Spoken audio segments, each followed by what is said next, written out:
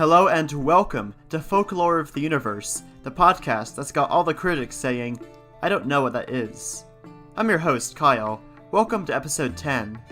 Goddamn, this has to be some sort of milestone, right? 10 episodes? I think that's where it really is an official podcast. And that's what it's written down in the book of howthingsgo.net. But 10 episodes. Now we've got one for every person who listens to this show, so that works out quite nicely.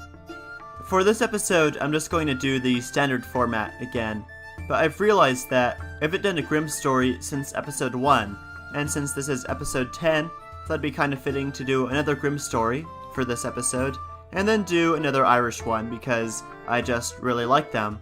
So that's what's in store, and I guess I've got nothing else to talk about now, so let's get down to it.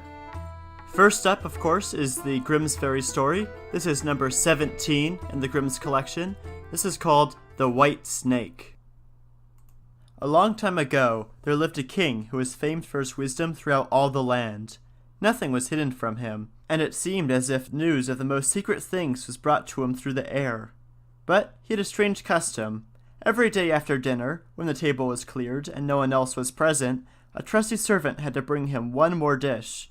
It was covered, however, and even the servant did not know what was in it, nor did anyone know, for the king never took off the cover to eat until he was quite alone. This had gone on for a long time, when one day the servant, who took away the dish, was overcome with such curiosity that he could not help carrying the dish into his room. When he had carefully locked the door, he lifted up the cover, and saw a white snake lying on the dish. When he saw it, he could not deny himself the pleasure of tasting it, so he cut off a little bit and put it into his mouth. No sooner had it touched his tongue than he heard a strange whispering of little voices outside his window. He went and listened, and then noticed that it was the sparrows who were chattering together and telling one another of all kinds of things which they had seen in the fields and woods. Eating the snake had given him the power of understanding the language of animals. Now it so happens that on this very day the queen lost her most beautiful ring, and suspicion of having stolen it fell upon this trusty servant, who was allowed to go everywhere. The king ordered the man to be brought before him, and threatened with angry words that unless he could, before the morrow, point out the thief, he himself should be looked upon as guilty and executed. In vain he declared his innocence. He was dismissed with no better answer. In his trouble and fear, he went down into the courtyard and thought about how to help himself out of his trouble. Now some ducks were sitting together quietly by a brook and taking their rest, and, while they were making their feathers smooth with their bills, they were having a confidential conversation together. The servant stood by and listened. They were telling one another of all the places where they'd been waddling about all the morning, and what good food they had found, and one said in a pitiful tone, "Something lies heavy in my stomach, as I was eating in haste I swallowed a ring which lay under the queen's window." The servant at once seized her by the neck, carried her to the kitchen, and said to the cook, "Here's a fine duck, pray, kill her." "Yes," said the cook, and a wager in his hand. "She has spared no trouble to fatten herself, and has been waiting to be roasted long enough." So he cut off her head, and as she was being dressed for the spit, the queen's ring was found inside her. The servant could now easily prove his innocence, and the king, to make amends for the wrong, allowed him to ask a favor, and promised him the best place in the court he could wish for.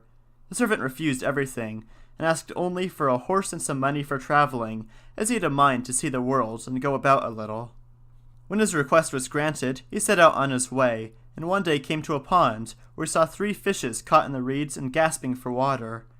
Now, though it is said that the fishes are mute, he heard them lamenting that they must perish so miserably, and, as he had a kind heart, he got off his horse and put the 3 prisoners back into the water.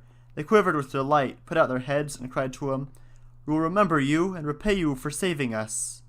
He rode on, and after a while it seemed to him that he heard a voice in the sand at his feet. He listened, and heard an ant-king complain, "Why cannot folks, with their clumsy beasts, keep off our bodies? That stupid horse with his heavy hooves has been treading down my people without mercy." So the servant turned onto a side path, and the ant-king cried out to him, "We will remember you. One good turn deserves another." The path led him into a wood, and here he saw 2 old ravens standing by their nest and throwing out their young ones. "Out with you, you idle, good-for-nothing creatures!" cried they. "We cannot find food for you any longer. You are big enough and can provide for yourselves."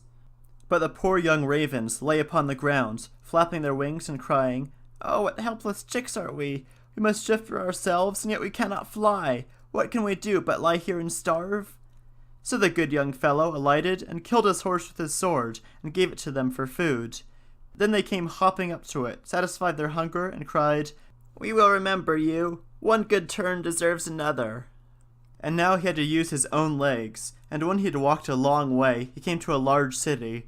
There was a great noise and crowd in the streets, and a man rode up on horseback, crying aloud, "The king's daughter wants a husband, but whoever pursues her hand must perform a hard task, and if he does not succeed, he will forfeit his life." Many had already made the attempts, but in vain. Nevertheless, the youth saw the king's daughter, and he was so overcome by her great beauty that he forgot all danger, went before the king, and declared himself a suitor. So he was led out to the sea, and a gold ring was thrown into it, in his sight. Then the king ordered him to fetch the ring up from the bottom of the sea, and added, "If you come up again without it, you will be thrown in again and again, until you will perish amid the waves." All the people grieved for the handsome youth. Then they went away, leaving him alone by the sea. He stood on the shore and considered what he should do, when suddenly he saw 3 fishes come swimming towards him, and they were the very fishes whose lives he had saved. The one in the middle held a mussel in its mouth, which it laid on the shore at the youth's feet, and when he had taken it up and opened it, there lay the gold ring in the shell. Full of joy, he took it back to the king, and expected that he would grant him the promised reward. But when the proud princess perceived that he was not her equal in birth, she scorned him, and required him first to perform another task.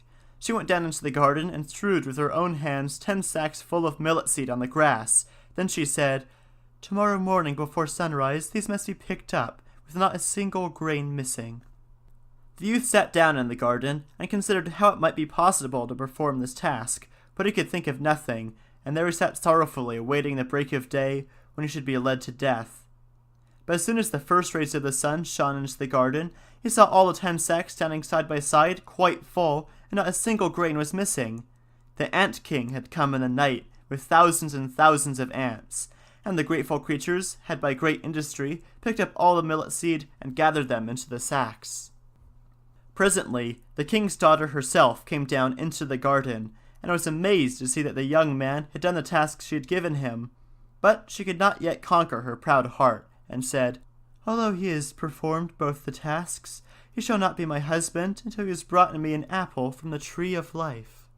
The youth did not know where the tree of life stood, but he set out, and would have gone on forever as long as his legs would carry him, though he had no hope of finding it. After he had wandered through 3 kingdoms, he came one evening to a wood, and lay down under a tree to sleep. But he heard a rustling in the branches, and a golden apple fell into his hands. At the same time, 3 ravens flew down to him, perched themselves upon his knee, and said, "We are the 3 young ravens whom you saved from starving. When we had grown big, and heard that you were seeking the golden apple, we flew over the sea to the end of the world, where the tree of life stands, and have brought you the apple." The youth, full of joy, set out homewards, and took the golden apple to the king's beautiful daughter, who had no more excuses left to make. They cut the apple of life in 2 and ate it together, and then their heart became full of love for him, and they lived in undisturbed happiness to a great age. The end. This is quite clearly another one of those be nice to strangers stories. Even more specifically, it's say be nice to animals stories, which is always a good message. I think that's something everyone needs to keep in mind. Unlike a lot of Grimm stories with animals in them, this is sort of an unusual animal cast. Normally they've got frogs and wolves and things like that, but this has got fish, ants, and crows, which don't really show up that much in other Grimm stories. The whole story setup of someone having to complete 3 impossible tasks to win something good is a pretty standard one, though. That shows up a lot. That even goes back to Greek myths, with Hercules having to do all of his impossible tasks. So that's just a pretty typical hero thing to do. Of course, in the Grimm stories, they get help through trickery or through animals like in this one, instead of Hercules just being really swole. I think it is an interesting thing to note in these Grimm stories that the characters aren't always princes and princesses. Like, this guy starts off as a servant. There's other ones that don't have royalty at all. They're just tailors or farmers or fishermen. Some are just inanimate objects, like bits of straw or a sausage, are both characters in Grimm's stories. So the popularized ones all focus around princes and princesses, but their actual stories are a lot more diverse. They're about, people of all ages, all classes, all genders. So really, Grimm's stories, they're the stories of the people, right there. I think the presence of this white snake that lets people talk to animals is also really interesting. There is actually a Chinese folk story called The Legend of the White Snake, but that is not related to this in any way besides the existence of a white snake. What the story is really telling about is how people saw animals and how animals existed in the world. It really reveals that people thought that animals all had their own languages that they talked to each other with, and that with the right magic, you could understand them. And it's really interesting that fishes were seen as an exception to this, because it specifically says that most people think that fishes can't talk. But of course, this story also claims that they can, which is, again, very, very interesting. Maybe they can only talk when they're out of the water, is the idea? I don't know. I'm not a marine biologist, so I can't really comment on that. This is probably one of the happier of the Grimm's fairy tales, though, because this does go with the stereotypical happily ever after ending instead of horrible death and misery. This is definitely one of the more positive and uplifting stories in the collection. Which just goes to show, if you're nice to animals, good things happen to you. The fact that the story is in two parts is also something that you see in other stories of this type, where the first half sort of sets up the main character and his backstory, where he got his start, then the second half is his actual personal journey and trials. But now I'm going to move on to our next story. We're going to do an Irish folk story now. This story is called The Fairy Spy. Sometimes the fairies appear like old men and women, and thus gain admission to houses that they may watch and spy, and bewitch the butter, and abduct the children, and carry off the young girls for fairy brides. There was a man in the West who was bedridden for 7 years, and could do no work, and had to be lifted by others when he was moved. Yet the amount of food he consumed was enormous, and as everyone pitied him, people were constantly bringing him all sorts of good things, and he ate up everything, but grew no stronger. Now, on Sundays when the family went to Mass, they locked him up, but left him plenty of food, for there's no one in the house to help him. One Sunday, however, they left chapel earlier than usual, and as they were going by the shore, they saw a great crowd of strangers hurling, and in the midst of them, hurling and running and leaping, was the sick man, as well and jolly as ever a man could be. They called out to him, on which he turned around to face them, but that instant he disappeared. So the family hastened home, unlocked the door, and went straight up to the room, where they found the man in bed as usual, thin and weak and unable to move. But he had eaten up all the food, and was now crying out for more. On this the family grew very angry and cried, "You have been deceiving us. You are in league with the witch folk, but we'll soon see what you really are. For if you don't get up out of that bed at once, we'll make down a fire and lay you on it, and make you walk." Then he cried and roared. They seized him to drag him to the fire. So when he saw that they were in earnest, he jumped up and rushed to the door, and before they could touch him, he had disappeared, and he was seen no more. Now, indeed, they knew that he was in league with the devil, and they burned his bed and everything belonging to him, and poured holy water on the room. And when all was burned, nothing remained but a black stone, with strange signs on it. And by this, no doubt, he performed his enchantments. And the people were afraid of it, and gave it to the priest, who has it to this day, so there can be no doubt as to the truth of the story. And the priest knows the hidden meaning of the strange signs which give power to the stone, but will reveal the secret to no one, lest the people might try to work the devil's magic with it, and unlawful spells by the power of the stone and the power of the signs. The end. This is another one of the Irish folklores where the fairies are malevolent, instead of being helpful and nice. So remember, it's not all pots of gold people. Sometimes they pretend to be old dudes and do dark magic in your house and eat all your food. Which, I gotta say, are not qualities you really want in a roommate. I mean, the qualities you're gonna get in a roommate. Like pretty much every roommate you ever have is going to eat your food and do dark magic in your home, but the ideal isn't there. You want something better than that.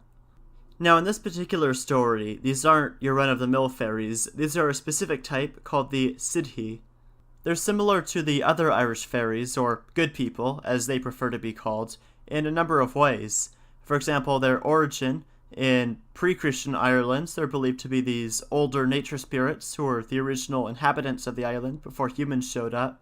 Post-Christian Ireland, they were believed to be angels who got kicked out of heaven, but didn't get kicked down to hell. They just got sent to go live on Earth. Because of this, again, like the other good people, they are repelled by Christian symbols like the cross and holy water. Priests are a good way to counter them. And they also are extremely beautiful. They live decadent, luxurious lifestyles, and sometimes enchant people away to go live with them. The Sidhi do seem to be generally a lot more malevolent than the other types of good people, though. Most of the stories revolving around them are just them being jerks and being really aggressive towards people, whereas some of the other stories with the other categories of the good people, while they can be malevolent, if people are respectful towards them and respect their wishes and work with them, then they'll be nice and even sometimes reward those people. So they are a lot chiller than the Sidhi are. The word Sidhi can also refer to the tumuli or barrows that dot the landscape of Ireland, which are burial mounds. They look like hills, but they're actually full of dead people. If anyone's a Lord of the Rings fan, like the Barrow-wights that attack them and draw them in, it's like that. It's these burial mounds.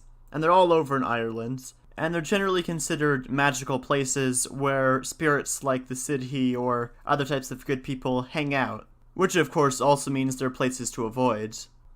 A lot of these old structures, as we've seen across some of the other Irish stories, like the raths and the barrows, are seen as really magical areas, which explains why there's this connection with the good people there. So these could have even been seen as homes for the Sidhi, because a lot of depictions of the good people have them living underground or inside hills, so it's probably thought that they would live inside these burial mounds. One other interesting thing I want to get into with this story is the whole notion that fairies or good people or spirits will sometimes impersonate the elderly. Kind of a weird thing to come up with, but a lot of these stories and spirits are used as explanations for disabilities or illnesses that people have. So one theory that could explain this is that this sort of story came around to explain things like Alzheimer's or dementia. Because if you're a peasant and you don't know anything about how the brain works and your grandpa or grandma starts acting really weird one day, you're not going to know it's because of any illness. You're going to think that it's some fuckery done by the spirits or the good people. And while we can't prove it for sure, that's one very solid explanation for where stories like these come from. But that is all I've got for this episode. Before I go, I do have some announcements though. So starting next episode, I'm going to add in a new segment, which I think will be really good and make the show a lot more interesting. And it's something that also will vary greatly week to week. So I won't announce what it is yet, but tune in next time to see what that is. I've also realized that there's no easy way for people to contact me if they've got any questions or suggestions or story requests. If you want to request a specific folk story, feel free to. But contact-wise, you can email me at the email that's associated with my YouTube account I put these up on, and a few other videos. And that email is, get your pens ready, contactkyleshort@gmail.com. That's contact, as in to contact something, Kyle, that's like it is, and short, as in small, diminutive, then at gmail.com. So email me there, and I will possibly see it at some point and get back to you if you got any questions or feedback or requests or any of that stuff. But that's been all for this week's episode. There'll be another one in 2 weeks with the special new stuff. If you've enjoyed this, please share it around to all your friends and family. If you haven't enjoyed this, please let me know what I could do better. And then still share it around to your friends and family, because I can, try and improve it, make it better. And that is all. So, I will see you next episode in 2 weeks' time, and goodbye!